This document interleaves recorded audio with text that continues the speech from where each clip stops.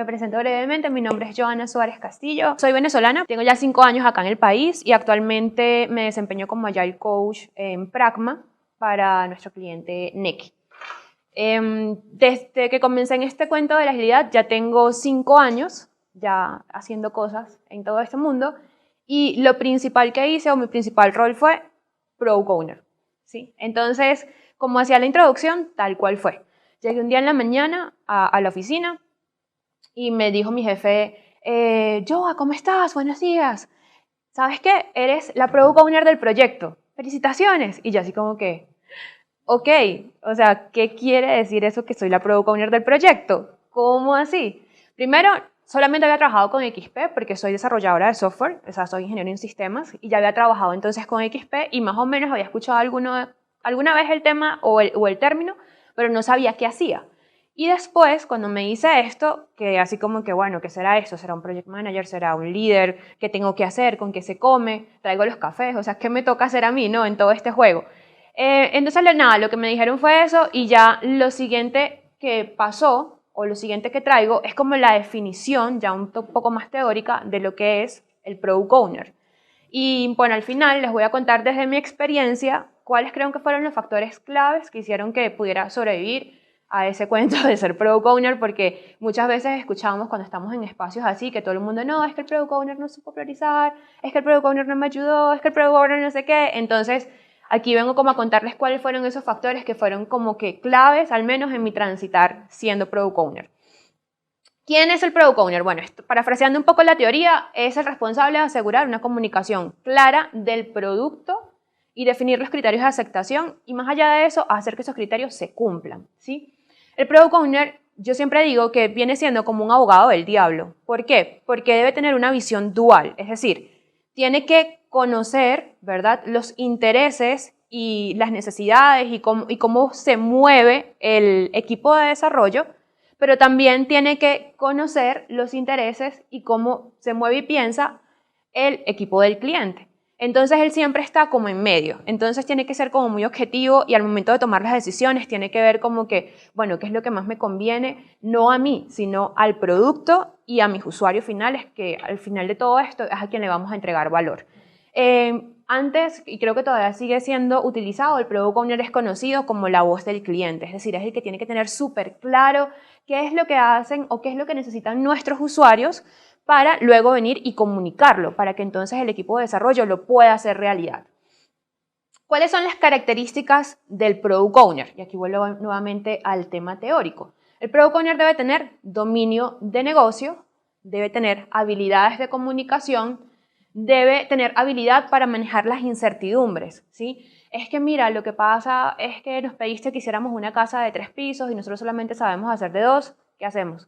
Entonces también el Product Owner debe tener poder de decisión y habilidades de negociación para poder saber, listo, no va a ser de 3, va a ser de 2, pero me vas a dejar una terraza donde la gente pueda ver desde ese piso y tener una vista de la ciudad, por ejemplo, ¿sí? Debe ser proactivo, no esperar que las cosas sucedan, sino ir como un paso adelante, además accesible para el equipo. Ojo, esto no quiere decir que mi Product Owner tiene que estar 24/7 con el equipo, no, pero sí que cuando el equipo tenga una duda, cuando lo necesite, él esté ahí para ayudarle y colaborarle en las dudas que tenga. Orientado a metas. En corto plazo vamos a entregar cuál es la meta que vamos a cumplir y debe tener conocimiento metodológico.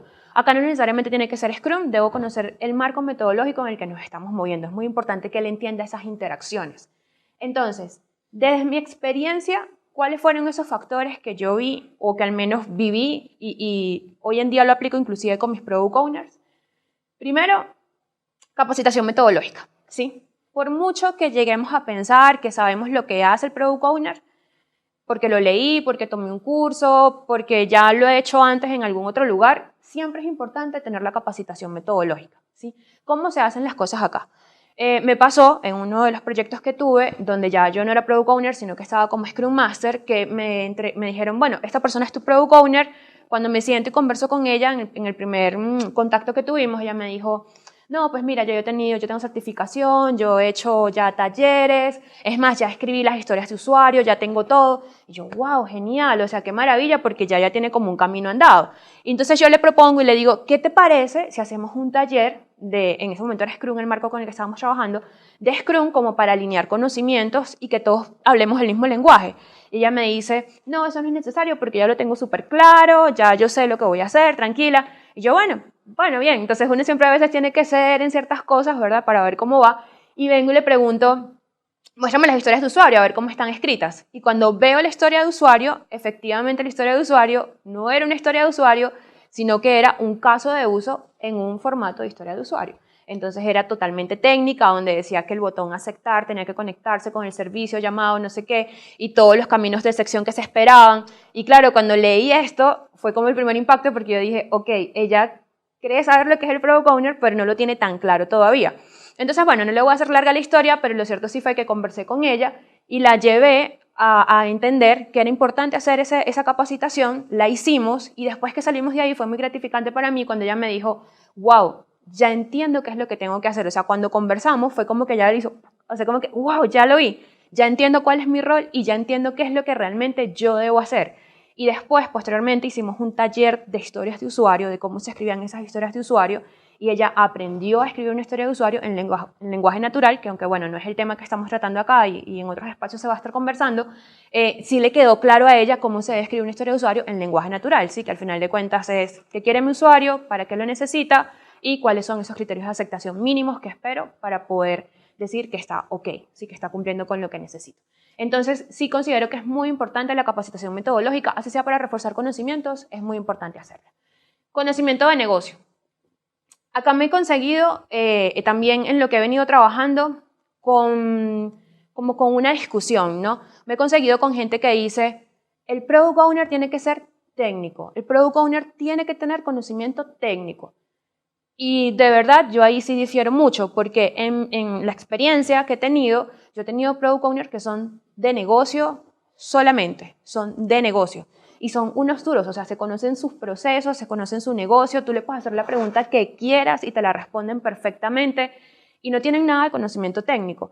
Yo creo que el conocimiento de negocio está más enfocado a la naturaleza de la organización o inclusive del mismo proyecto que estemos haciendo. Entonces les cuento, en mi caso yo era un Product Owner técnico porque estábamos haciendo una migración. Entonces era válido que yo tuviera conocimiento técnico porque cuando vinieran los desarrolladores o cuando estuviera el equipo con alguna duda, que les iba a responder, tenía que hablarles de una u otra forma en el mismo lenguaje o al menos que me entendieran. Y era totalmente técnico lo que estábamos haciendo. Y he tenido también un Product Owner donde era solamente de negocio, ella solamente tenía el conocimiento de negocio y pues fue un proyecto que afortunadamente fue un muy buen proyecto y pasó algo muy chévere a lo largo de lo que fue nuestro transitar, porque ella comenzó con un conocimiento prácticamente nulo de técnico y después por allá en un Sprint 10 nos discutía y nos decía, no, pero es que tienes que orquestar ese servicio porque si no lo orquestas no te trae bien la consulta. A nosotros que éramos los técnicos, entonces era muy chévere ver cómo ella ya entendía de lo que nosotros discutíamos porque nos acompañaba durante todos los planning. Entonces como que ya empezaba a entender cómo eran las interacciones, qué era lo que se tenía que construir. Entonces, no quiero decir que obligatoriamente tengas que aprender o vayas a hacer un diplomado o un curso de ingeniería de software, pues porque tienes que ser técnico ahora. No, sino que dentro de la misma dinámica se da que uno va compartiendo conocimiento e inclusive el equipo de desarrollo llega a tener ese conocimiento que hasta se le puede parar al frente a quien sea y discutirle de negocio. Eso es lo bonito de trabajar con estos marcos, cómo se cruza el conocimiento y cómo se va cruzando la información entre los equipos, ¿no? Entre las personas que están interactuando. Sponsorship. Entonces aquí es muy importante el patrocinio, ¿sí? Si te nombran Product Owner o si eres Product Owner, pero no cuentas con el respaldo de un líder de alta gerencia, de gerencia media o inclusive con el respaldo de la organización, simplemente no vamos a hacer nada, ¿sí? Inclusive las decisiones que tomemos muchas veces pueden echárnoslas para atrás y hasta tomar decisiones que nosotros consideramos acertadas, pero que a la hora final simplemente van a decir así como que eso no era lo que nosotros esperábamos, eso no era lo que nosotros queríamos. Y no vamos a lograr el objetivo, no vamos a lograr que ese producto sea un producto ganador o que ese proyecto cumpla con el objetivo o la entrega de valor que estamos buscando. Entonces, considero que es súper importante tener ese patrocinio. Vuelvo y les cuento otra anécdota que tuve. En un proyecto yo estaba como Scrum Master, tenía mi Product Owner y teníamos otro equipo también con otro Scrum Master y otro Product Owner y la persona que estaba de Product Owner en el otro equipo lamentablemente no tenía el apoyo de la organización Y ese proyecto tenía que terminar en un periodo de tiempo, no sé, 8 meses y se terminó alargando año y medio porque todas las decisiones que él tomaba se las refutaban, en las review todo le echaban para atrás, entonces hubo demasiada fricción pues entre lo que él venía haciendo y la organización. Y no era porque él lo estuviera haciendo mal o no, sino porque él decía, pues yo sé lo que necesito, yo sé lo que necesita la organización, yo estoy claro que esto es lo que tenemos que hacer, pero simplemente la gente cuando nos sentábamos al frente del líder del área decía, yo no pedí eso, entonces yo no lo quiero, ¿sí? Y bueno, eso sí generó bastante fricción ahí en todo ese proceso. Entonces sí es muy importante tener ese apoyo, ese respaldo para poder tomar decisiones. Objetividad. Entonces aquí lo decía, y lo decía hace un ratito cuando estaba conversando, es sobre poder fijar una posición, pero que sea a favor del producto, del proyecto y de mi usuario final, de quién va a trabajar con eso que estamos desarrollando o construyendo, ¿sí? Porque, ¿qué pasa? Si yo soy un product owner, ¿verdad? Y estoy de parte de lo que es el cliente, ¿verdad? El negocio, muchas veces se puede llegar a confundir y yo voy a llegar perdón, no quiero hacer alusiones personales, pero como esa vieja estructura que teníamos de tradicional, donde se tiene que hacer así, cómo va a hacer seguimiento, no sé qué, y no me preocupo tanto porque realmente yo pueda estar entregando valor a mi usuario, ¿sí? Entonces es muy importante que yo pueda llegar a fijar una posición y lamentablemente a veces uno tiene como que desligarse de la organización y pensar en el bien del producto y muchas veces también del proyecto, del equipo de desarrollo como tal. Si al final de cuentas yo también formo parte de ese equipo y estamos construyendo algo para entregar valor. Y finalmente, foco. Entonces, es muy importante tener foco porque siempre digo que el Product Owner es como esa persona que va en el barco, ¿verdad? Cuando estamos en la mar, y es esa persona que va en el barco y tiene la brújula y nos dice hacia dónde tenemos que ir. Si el Product Owner no lo tiene claro, si nosotros como Product Owner no tenemos claro a dónde queremos llevar el equipo o dónde está esa isla, dónde está esa tierra firme, simplemente nuestro equipo se nos va a perder, se nos va a ir por los lados, no vamos a lograr tocar tierra firme, sino que nos vamos a quedar ahí a la deriva. ¿Sí? Entonces sí es muy, muy importante siempre tener claro hacia dónde vamos y tener el foco.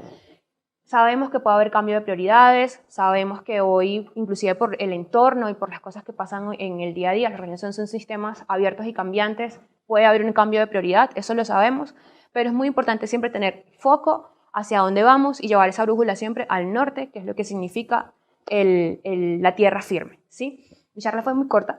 Muchas gracias por acompañarme y espero que el espacio haya sido de valor para todos.